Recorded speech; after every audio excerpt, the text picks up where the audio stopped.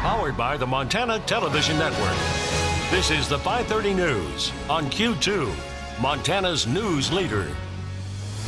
Good evening and thanks for joining us. I'm Russ Riesinger. And I'm Jeanelle Slade. A lockdown at senior high school creates tense moments for students and staff on the inside and parents, family and friends on the outside. Billings police swarmed the school grounds, hallways and parking lot just after noon today, searching for two suspects reportedly carrying guns. Now, that situation spanning 2 hours finally ended when police detained two teenagers with what turned out to be airsoft pistols. Q2's Zoe Zandora was on scene moments after police responded to the initial call and is standing by with a breakdown of the events following. Zoe?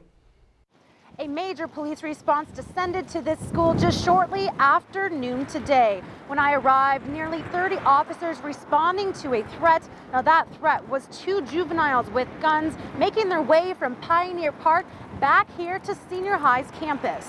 Hundreds of students at Billings Senior High School locked down inside their classrooms. Parents anxiously waiting as the unknown haunted them. At about 12:15 Tuesday afternoon, a school resource officer assigned to Senior High School received information that two possibly armed subjects were heading into the school or were already on campus. I was seen by a teacher, and then when they were called on that, they ultimately left and headed towards Senior High.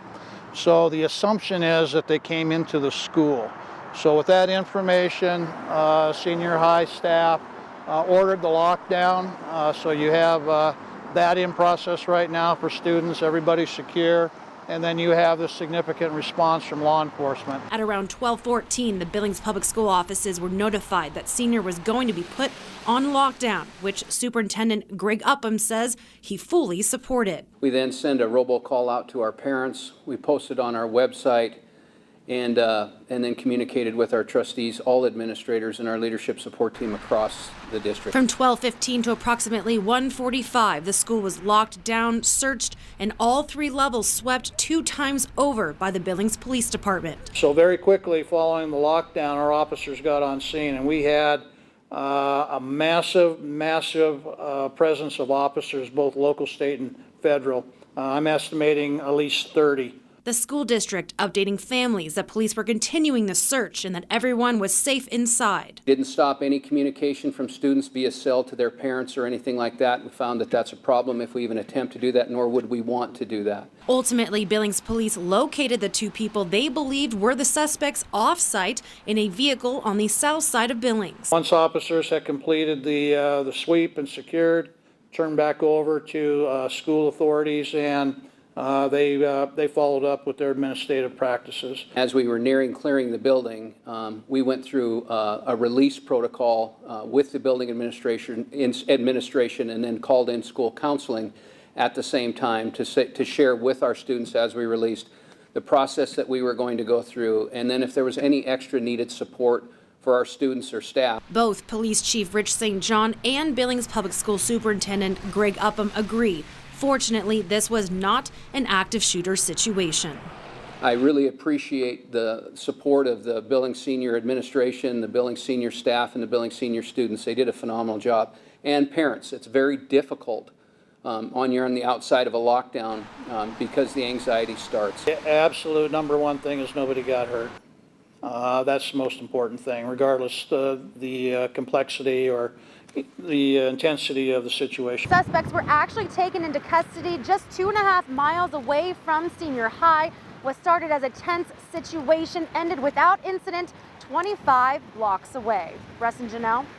All right, thank you, Zoe. Well, School District 2 has set up a strict weapons and gun policy within its student handbook. It first says any student who brings a firearm onto school property will be expelled for at least a year, and that's part of a law passed by Congress. It also states no student shall possess a firearm on school, on the way to or from school, or during intermission or recess. Now, the full handbook goes on to explain what a firearm is, and you can access that on our website, ktvq.com. Well, there might be a lot of people at home questioning why such a stir about an airsoft pistol. Isn't that just a toy? Well, they may not be real weapons, but to the naked eye, sometimes it's difficult to tell the difference. Q2's Mitch Legge standing by now to explain. Mitch? Russ and Jeanelle, if you're not familiar with the subtle differences, an airsoft gun and a gun that fires real bullets can look remarkably similar. I spoke with Black Butte Range Operations Manager Andrew Stapleton for some more explanation. He told me airsoft guns are usually made of plastic and sometimes metal. Airsoft guns fire small plastic BBs that travel at a non-lethal speed. They are propelled from the gun in one of three ways, with spring assistance, battery power, or CO2. He told me that reputable gun manufacturers often make an airsoft version of their guns that are modeled from the real thing, and they can be weighted as well. So when you pick them up, they have the same hand feel as a regular gun. They can't take guns into a school building anyways. It's just not smart to do that. Even if it's a piece of paper or a piece of wood that looks like a gun, don't take it to a school.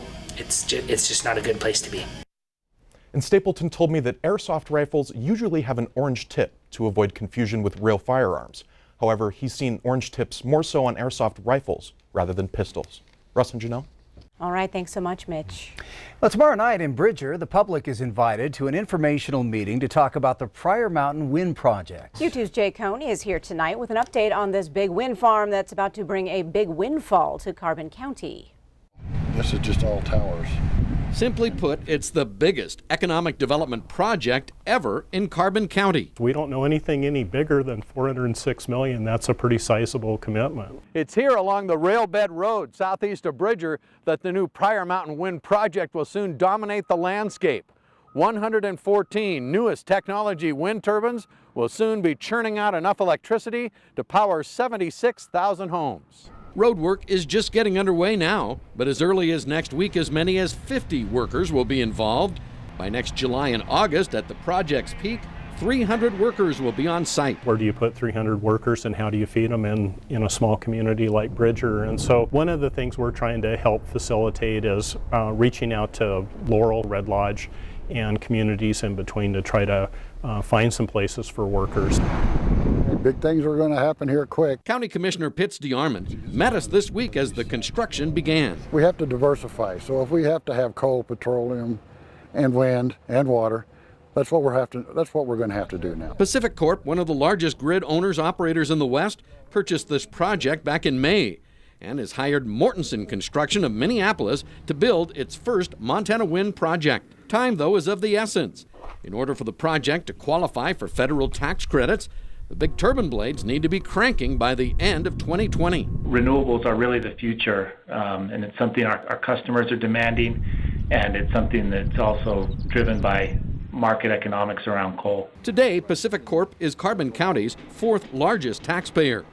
Once this wind farm goes online, it'll be number one. We're excited about the contributions that are going to be made to our schools, and we're counting on our commissioners to help us too with impact fees. Bridger Mayor Clifford Schultz is referring to some $6 million in local impact fees that Pacific Corp has agreed to pay over the next 3 years. I just think it's going to be a positive deal for the whole county, you know, when people see what's going to happen and see the benefits from it. I think it'll come out all right. We're glad that our wind's going to be put to good use. But not everyone is tickled about the prospect of having a wind farm as a neighbor, and there are concerns about the impact of the big blades on raptors and sage-grouse. In fact, the project design was condensed and altered in order to avoid key sage-grouse habitat. It's definitely an interesting project. Now, keep in mind, this project's actually been in the works since 2009, but the big break came when Pacific Corp bought it 4 months ago. That's important because Pacific Corp owns the big transmission line that runs right by the project that comes from the Yellowtail Dam and heads down through Wyoming. This will be the first Montana wind project to use that pathway to get its energy to market. Now, once the construction phase is finally completed, how many full-time jobs are we talking about? Good question. Pacific Corp says this project will result in 12 full-time jobs in the Bridger area, and while that doesn't sound like much, I'm told it's the equivalent of adding about 1,000 jobs to the Denver metro area. So in Bridger, it's huge. Yeah. All right, thanks so much, Jay. Well, and here's what you need to know about Wednesday night's meeting in Bridger. It begins at 6 p.m. at the Bridger Elementary School, 106 North 4th Street. It's an opportunity for the public to meet some of Mortensen's on-site management team who will be selecting and hiring subcontractors. They'll also give an update on the projects. construction schedule. Well, there's more news from across our state on tonight's statewide 9 o'clock news. Last Chance Gulch gets a second chance. The iconic fire tower will shine brightly once again. Join me for that and more tonight on the CW at 9. But first, still to come on tonight's 5:30 news, a disease that imitated polio and confounded doctors is reappearing in 2019, but now a connection has been found. And in sports, Saturday's state cross-country meet may be run in the snow. Scott shows us why that shouldn't affect our Q2 Athlete of the Week. Well, we had sunny skies earlier on this afternoon, but now we're looking for another cold front moving in. It could bring more rain, snow, and even some high winds. We'll have more about that coming up in a few more minutes. You're watching MTN News with Jeanelle Slade and Russ Riesinger. Storm Tracker weather with Bob McGuire. And sports with Scott Green. This is the 5:30 news on Q2, Montana's news leader.